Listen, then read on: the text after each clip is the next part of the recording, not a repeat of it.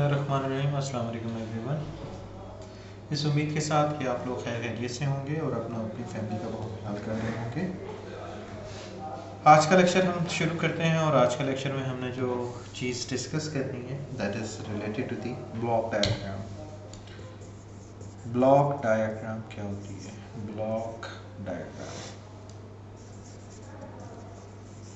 Last lecture में हमने देखा था, हमने ट्रांसफ़र फंक्शन निकाला था। ठीक है, ट्रांसफ़र फंक्शन के बारे में हमने बात कर चुके हैं कि ट्रांसफ़र फंक्शन क्या चीज़ होती है। उसी से आगे हम थोड़ा सा एक्सटेंड करते हैं, ब्लॉक डायग्राम क्या होती है। अगर आप देखें तो जब आप छोटे होते थे तो ज़ाहिर है कि आजकल उस ज़माने में भी और आप अभी आजकल के बच्चों को देख लें तो उसमें क्या होता है कि डिफरेंट ब्लॉक्स सेट आपको अवेलेबल होते हैं और उन ब्लॉक्स को जोड़ जोड़ के आप जो है कोई चीज़ बनाते हैं। तो बेसिकली ब्लॉक्स जो हैं वो क्या करते हैं, ब्लॉक डायग्राम हमें क्या देती है, मतलब एक कॉम्प्लिकेटेड पूरा सिस्टम है, उस कॉम्प्लिकेटेड सिस्टम में बहुत सारे सब सिस्टम्स होंगे। ठीक है, और वो सब सिस्टम्स जो हैं वो क्या करेंगे, वो सब सिस्टम्स जो हैं वो आपस में इंटरेक्ट करेंगे।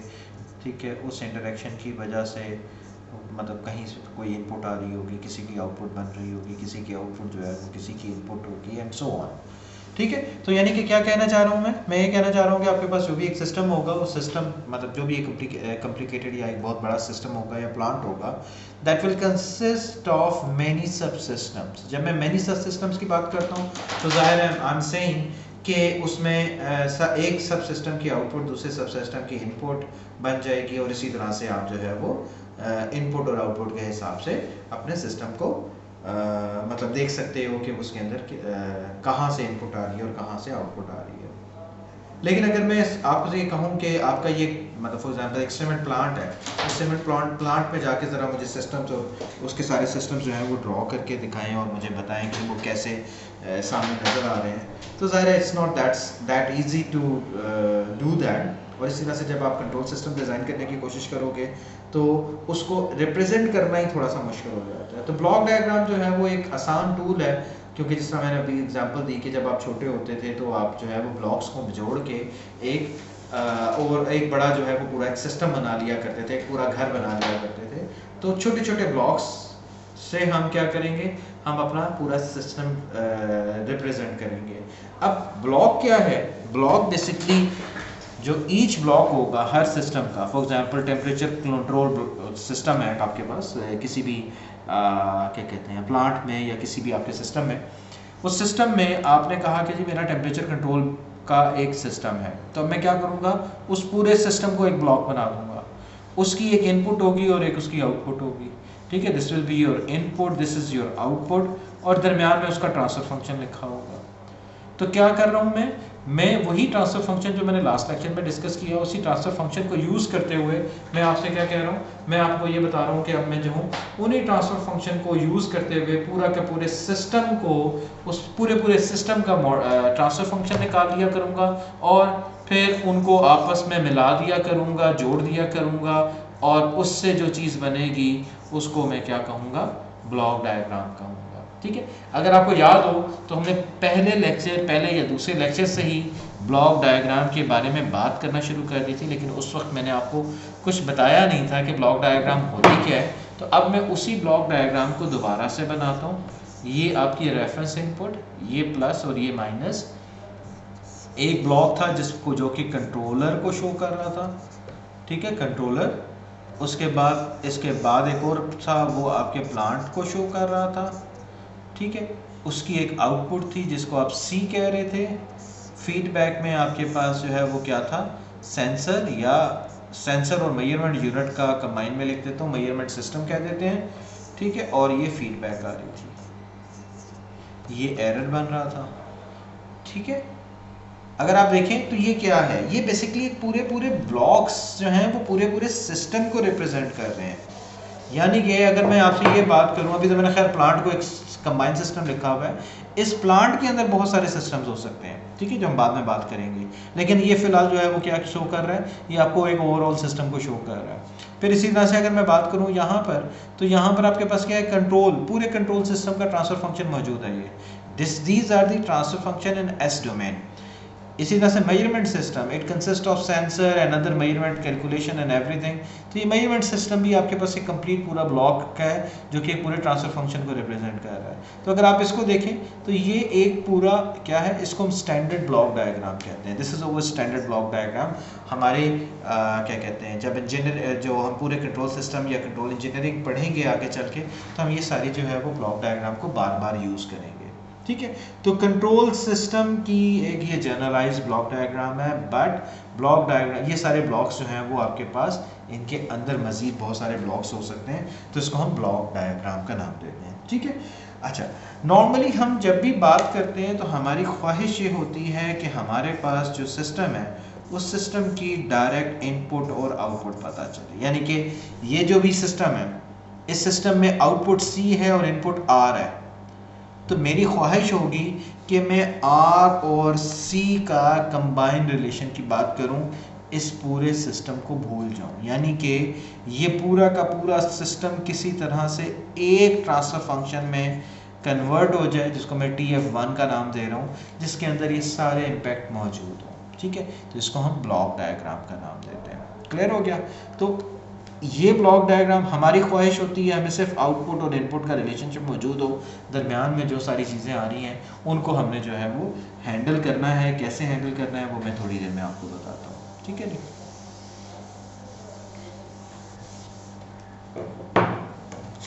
ओके जी।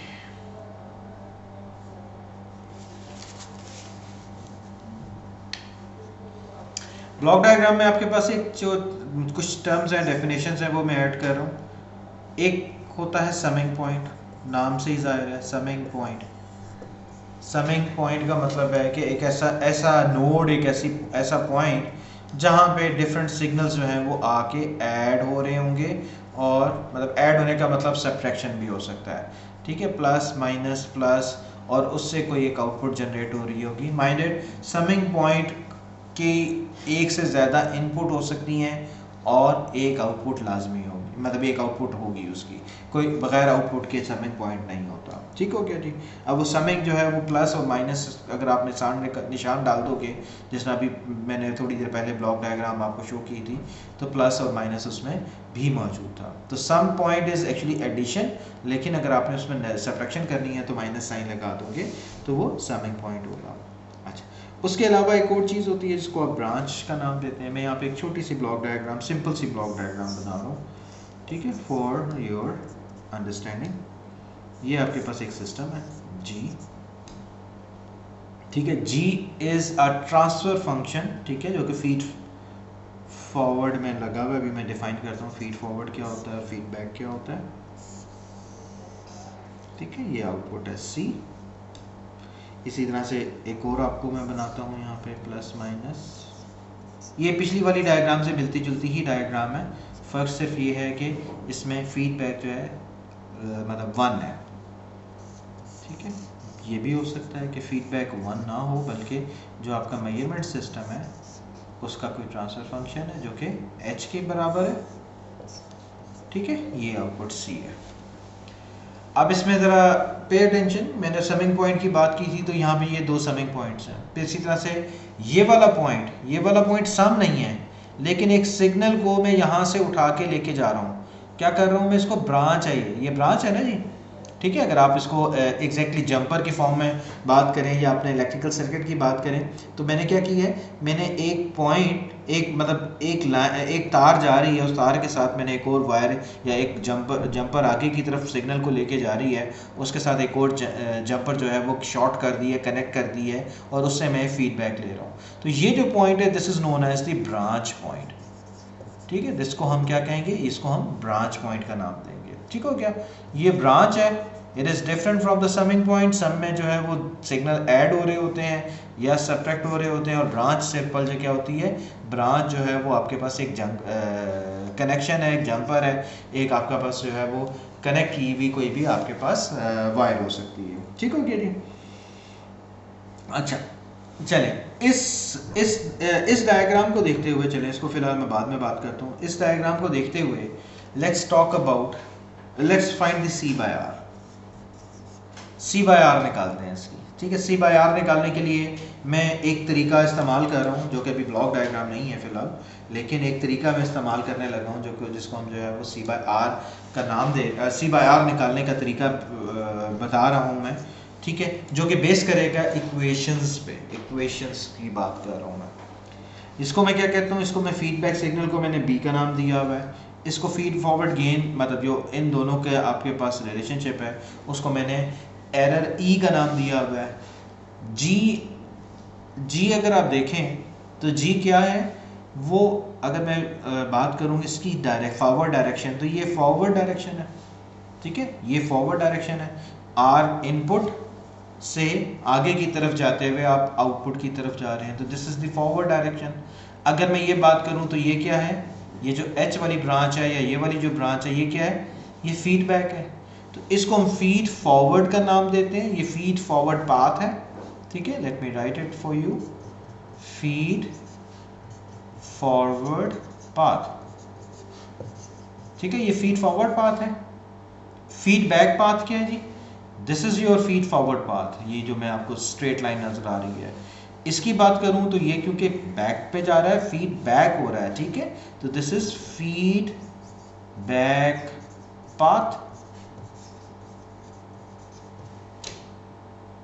अगर मैं इसके गेन की बात करूं या ट्रांसफर फंक्शन की बात करूं तो ये फीड फॉरवर्ड ट्रांसफर फंक्शन है, जी जो है वो फीड फॉरवर्ड ट्रांसफर फंक्शन है, एच जो है वो फीडबैक ट्रांसफर फंक्शन है क्योंकि ये फीडबैक में लगा हुआ है, ठीक है। Feedback path, feedback transfer function, feed forward path, feed forward transfer function, ठीक हो गया जी, क्लियर हो गया यहाँ तक। ओके, सी बाय आर निकालना है हमने इस वाली डायग्राम से। चले मैं पहले इसको इक्वेशंस की फॉर्म में लिखता हूँ। ये इक्वेशन की फॉर्म में क्या बना हुआ है, एरर किसके बराबर है जी, ई बराबर है किसके, R minus this signal B जो आपके पास आ रहा है, आर माइनस बी है जी ई, ठीक है। माइंडेड मैंने सी बाय आर निकालना है बाय यूजिंग द इक्वेशंस, ठीक हो गया। सी किसके बराबर है, सी किसके बराबर है, सी बराबर है ई मल्टीप्लाई बाय जी के, मतलब ये जो सिग्नल है जो भी आउटपुट आई है ये सिग्नल का यहाँ पे ब्रांच का नाम जो है वो ई है। ई को जब मैं जी से मल्टीप्लाई करूँ, मल्टीप्लाई हो रहा है ना, ई मल्टीप्लाई बाय जी, तो ई को जब मैं जी से मल्टीप्लाई करता हूं तो मेरे पास सी आ जाता है, ठीक है, क्लियर हो गया जी। बी किसके बराबर है, बी किसके बराबर है, सी मल्टीप्लाई बाय एच, वो बी के बराबर है। मैं कुछ भी नहीं कर रहा हूं, इस ब्लॉक डायग्राम से जो मुझे इक्वेशन की फॉर्म में इंफॉर्मेशन मिल रही है मैं सिर्फ वो लिख रहा हूं, ठीक है। और क्योंकि मैं कैपिटल में लिख रहा हूं तो अंडरस्टूड है, मैंने सबस्क्रिप्ट एस नहीं लिखा हुआ तो अंडरस्टूड है कि ये एस डोमेन की मैं बात कर रहा हूं, ठीक है। तो अगर आप देखें तो ये तीन इक्वेशंस आपके पास आ गई हैं। इन तीन इक्वेशंस की मदद से मैं सी बाय आर निकाल सकता हूं कि नहीं, निकाल सकते हैं जी हम C by R, let's find it जी, निकालते हैं जी। माइंडेड मैंने सी बाय आर निकालना है, और सी बाय आर किस फॉर्म में निकालना है, ये जो ई और बी हैं ये दो सिग्नल्स मैंने अपने पास से लिखे हैं, नाम ये मैंने अपने पास से डाला है। जो एक्चुअल सिस्टम में मेरे पास मौजूद है वो जी और एच है, और आर और सी है। आर इन रेफरेंस इनपुट है, सी आउटपुट है, जी ट्रांसफर फंक्शन है जो कि फीड फॉरवर्ड में मौजूद है, और एच फीडबैक का ट्रांसफर फंक्शन है, क्लियर है। Okay, E is equal to R minus B, ठीक है। मैंने क्या निकालना है, मैंने C बाय R निकालना है, ठीक है। तो C बाय R निकाल सकते हैं हम।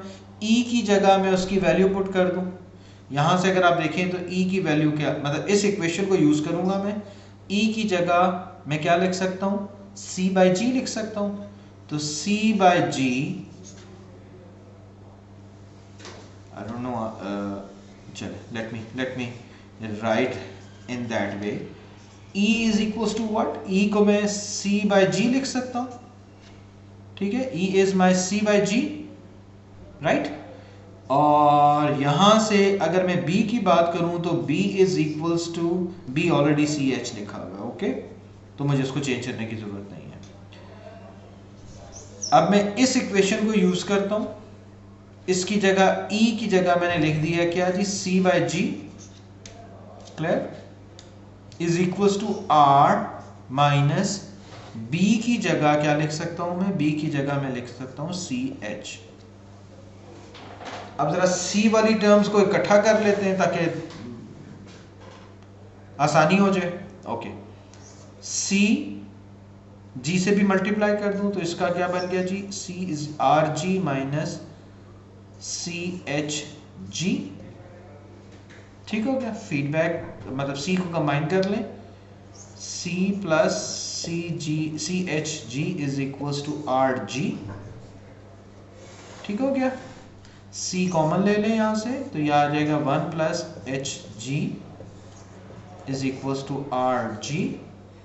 मैंने क्या करना है, मुझे जो है वो c बाय आर चाहिए, तो यहां से आपके पास c बाय आर आ गया।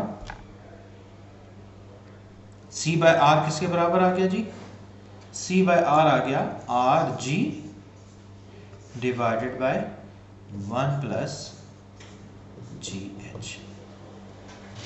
यानी कि कहने का मतलब क्या है, ये इक्वेशन निकालने का मतलब ये है कि इस पूरे डब्बे को, इस पूरे जो भी आपके पास पूरा सिस्टम लिखा हुआ है, इस पूरे सिस्टम को मैं क्या कर सकता हूं, मैं लिख सकता हूं R और C की फॉर्म में with a transfer function as 1 plus G H.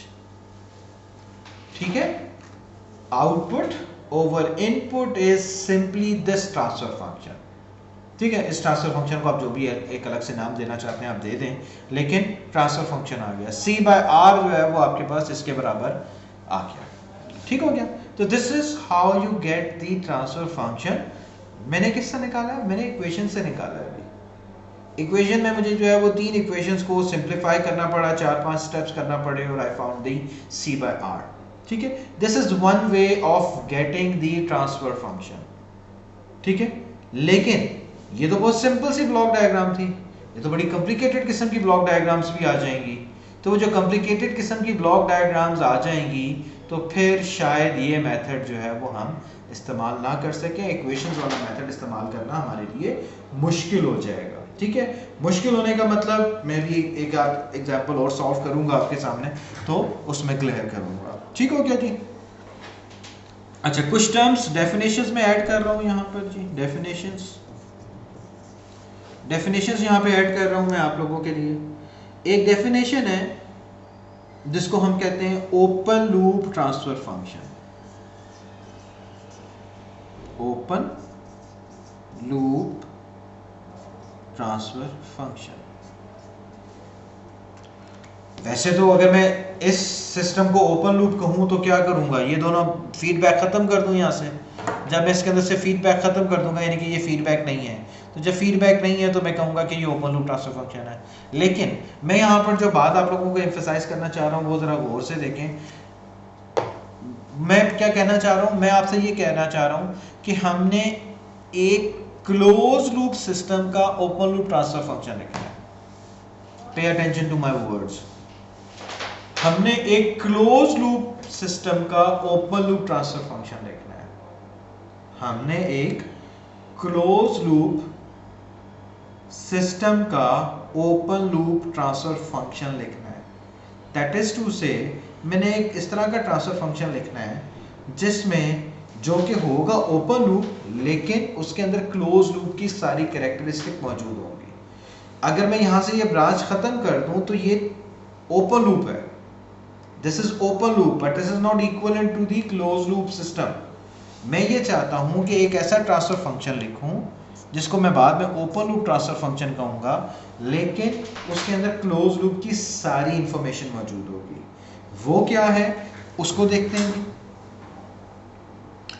अगर मैं अपने इस सिस्टम के अंदर से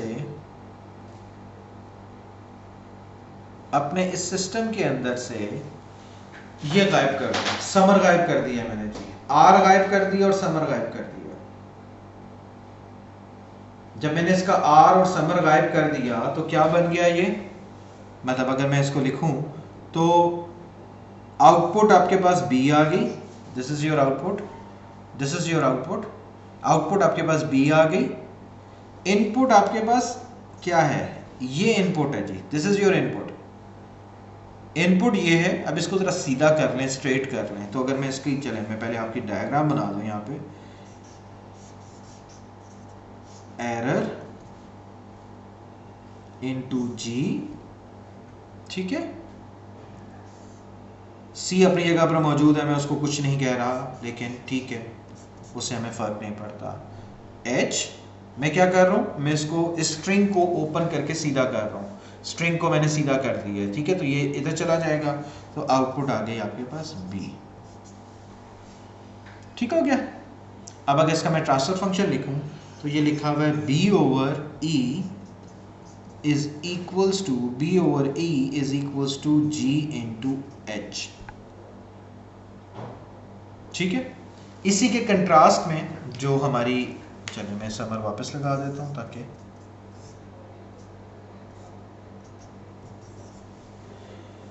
अगर मैं इसकी ये ब्रांचेस खत्म कर देता यहां से, ठीक है, अगर मैं ये ब्रांचेस खत्म कर देता तो ये ओपन लूप है, यस। इस ओपन लूप में क्या था, ये होता आर और सी का ट्रांसफर फंक्शन, ठीक है। Let me write that as well. इसको मैं इरेज करता हूं यहां से।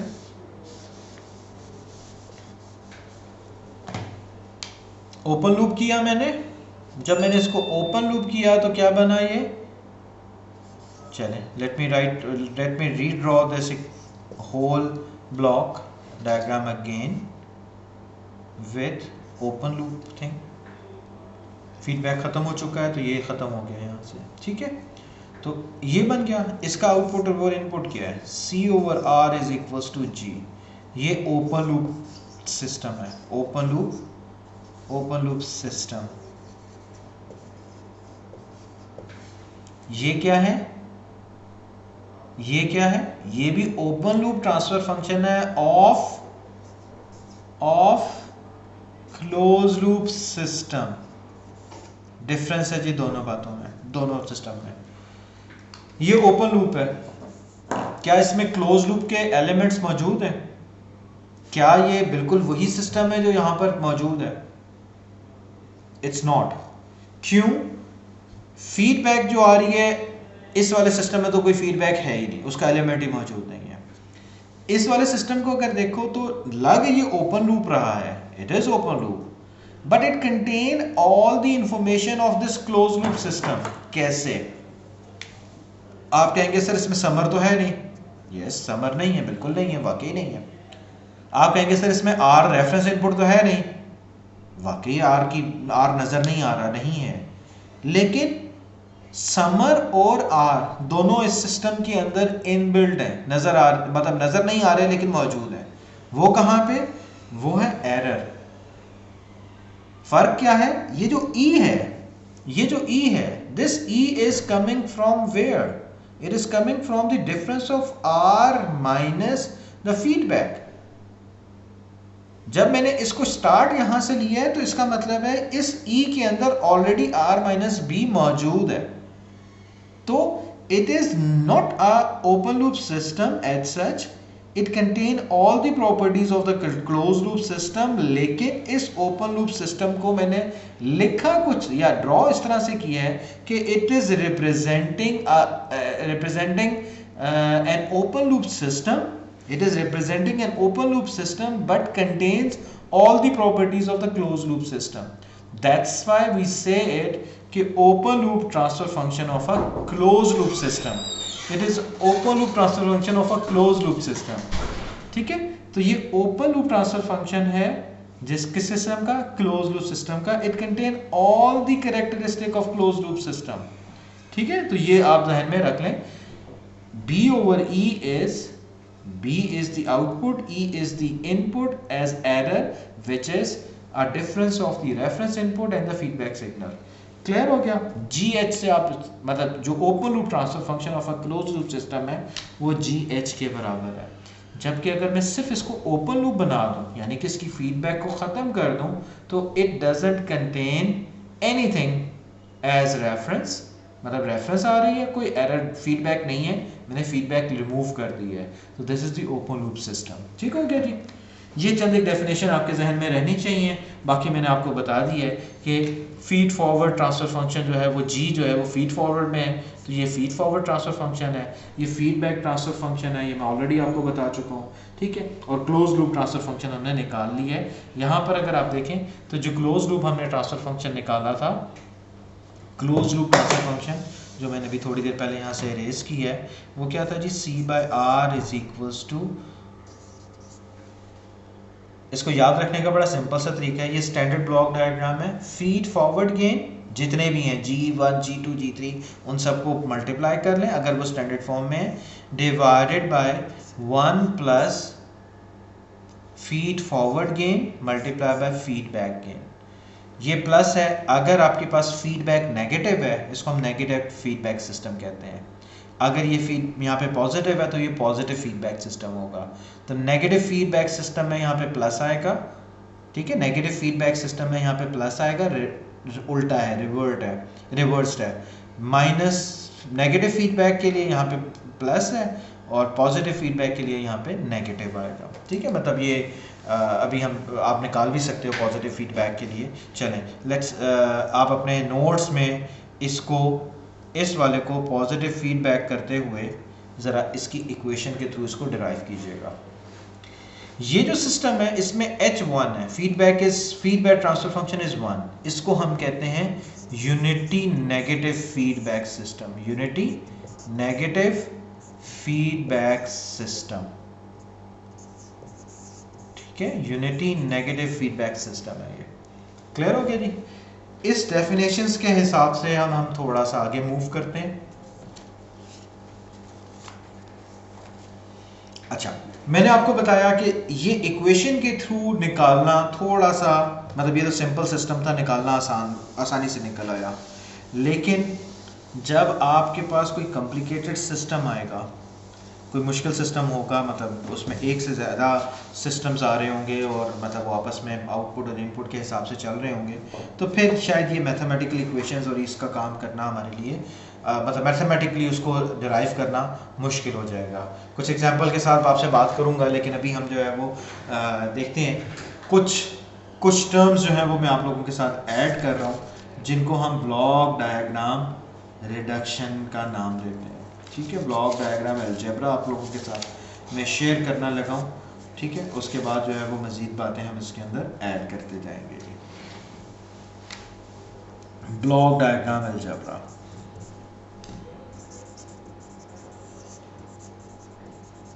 मतलब मैं क्या करना चाह रहा हूँ, मैं चाह रहा हूँ कि इक्वेशन की मदद से ना सॉल्व करना पड़े, जो ब्लॉक डायग्राम ही है उस ब्लॉक डायग्राम से ही मैं जो है वो उसको ठीक कर लूँ, या वही कोई अलजेब्रा डिफाइन कर लूँ जो कि डायरेक्टली ब्लॉक डायग्राम्स के ऊपर लग जाए, ठीक है। इसको हम कहते हैं ब्लॉक डायग्राम अलजेब्रा। वो ब्लॉक डायग्राम अलजेब्रा क्या है, मैं आप लोगों के साथ जो है वो वर्ड डॉक्यूमेंट, एक PDF डॉक्यूमेंट भी शेयर कर दूंगा जिसमें समराइज़ किए हैं मैंने सारे। लेकिन उसकी पहली डेफिनेशन क्या है, let me define it's one definition.